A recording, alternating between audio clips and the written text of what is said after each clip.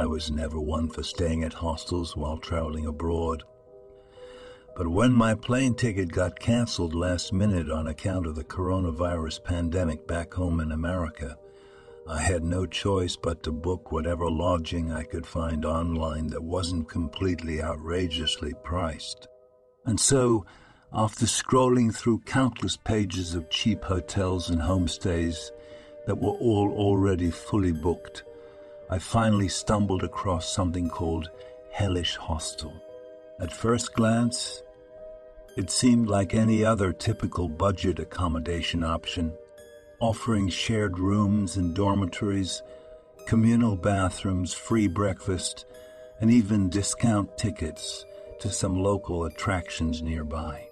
But as soon as I made my reservation online and received the confirmation email, I couldn't shake off this eerie feeling that maybe I had just made a huge mistake.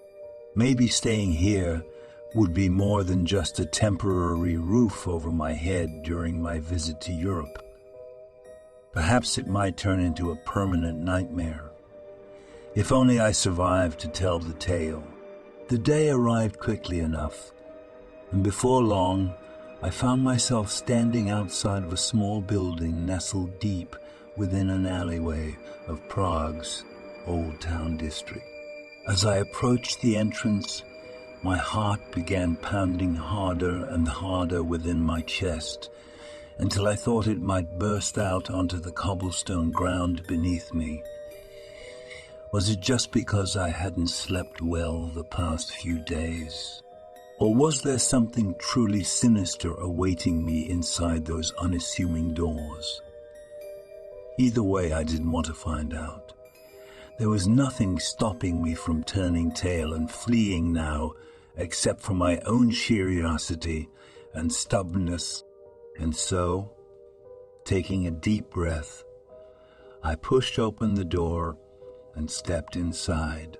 As soon as I did, a putrid smell filled my nostrils, causing me to gag violently.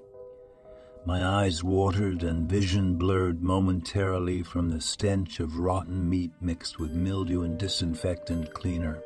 It felt like walking into a slaughterhouse, albeit a neglected one when nobody ever bothered cleaning up the messes they left behind. I don't know if it was paranoia talking or not, but as I laid down in that bed, covered by scratchy sheets and a blanket that tasted vaguely of bleach and mold, I felt as though the walls themselves were closing in on me. I tossed and turned restlessly, listening intently for the slightest sign of movement coming from either side of my bunk bed. With each passing second, the silence grew louder and more oppressive, suffocating me slowly. Sweat pooled underneath my armpits and along the back of my neck, making everything feel stickier and claustrophobic. All around me, darkness weighed heavily, creating an impenetrable wall that threatened to crush the very life out of me. But still, I refused to sit idle and wait for whatever evil force controlled this hostel to come crawling out of the woodwork. I knew I had to act fast. Snatching up my phone from the rickety wooden dresser, I flicked the screen alive and scrolled through my contacts list, frantically searching for something. Anything that might aid me in escaping these torturous accommodations once and for all. Eventually, I came upon a name. Mark, a fellow American who lived near the university campus. He told me he always kept his phone charger handy whenever he traveled internationally, since he hated having to search high and low every time his battery died unexpectedly. Maybe, just maybe, if I dialed his number now and pleaded with him to save my soul from whatever inferno the Hellish Hostel had become, he might actually hear the desperation in my voice and take action instead of laughing at me from afar. So without hesitation, trembling fingers pressed against the touchscreen display, I hit send and held my breath. 2 rings later, Mark picked up on the 4th ring. His groggy tone echoed softly through the earpiece, barely audible above the faint sound of snoring and rustling covers coming from somewhere nearby. "Mark, thank goodness you answered." "This is Jake," I stammered, struggling to keep my words together despite their rapid-fire pace.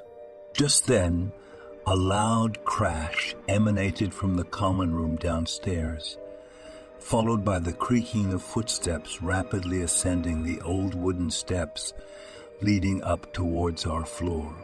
A cold sweat broke out across my forehead as fear consumed me whole. What kind of creature or human being lurked behind that ominous noise?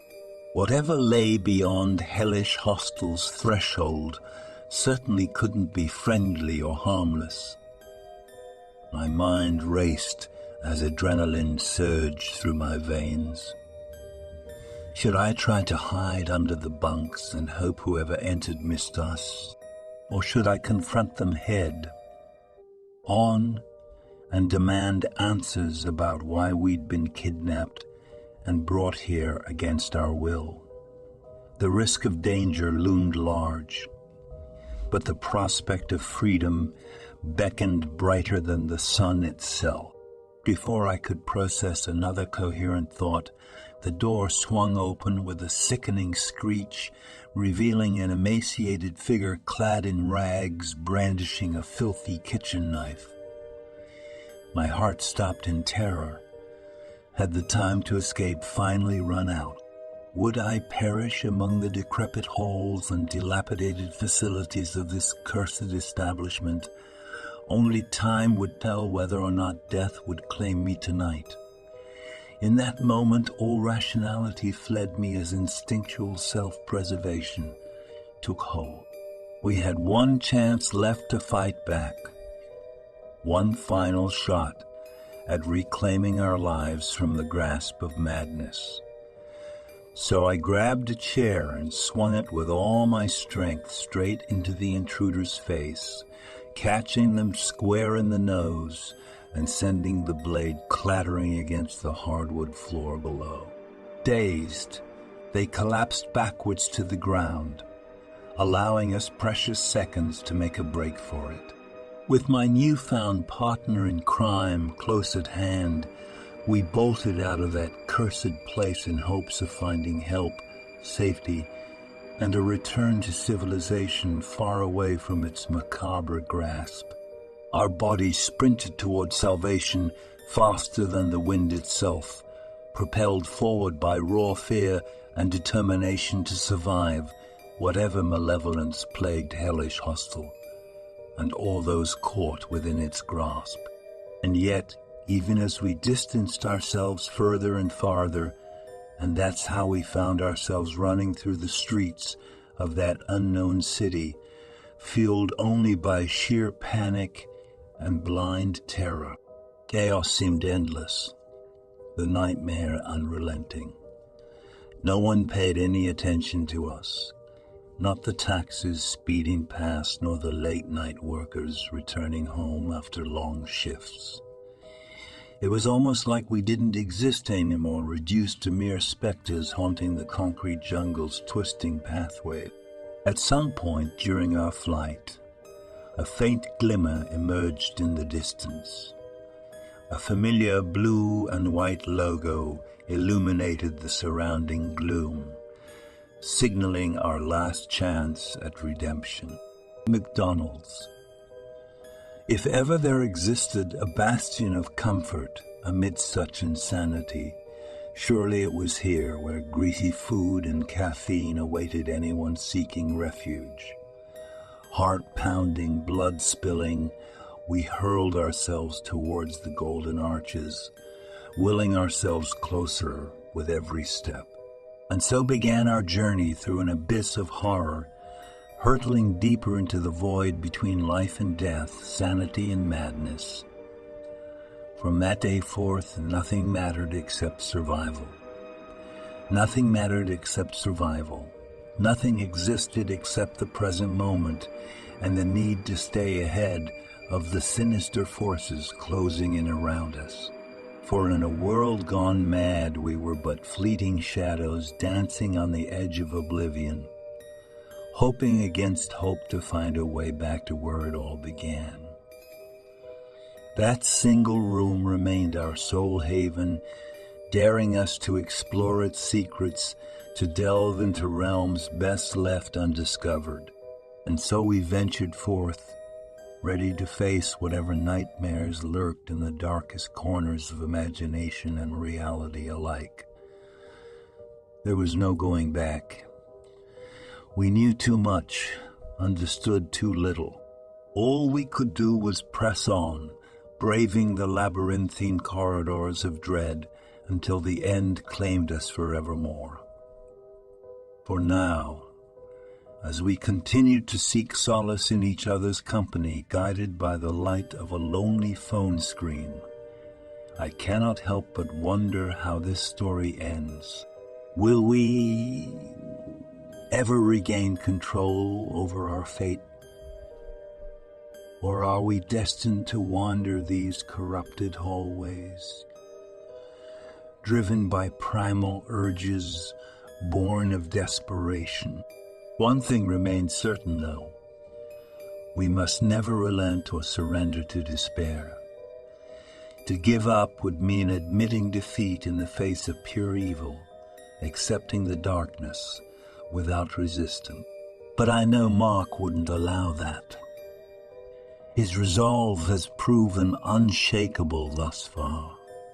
So let us carry on fighting alongside him and others we may encounter along the way, striving always towards something better.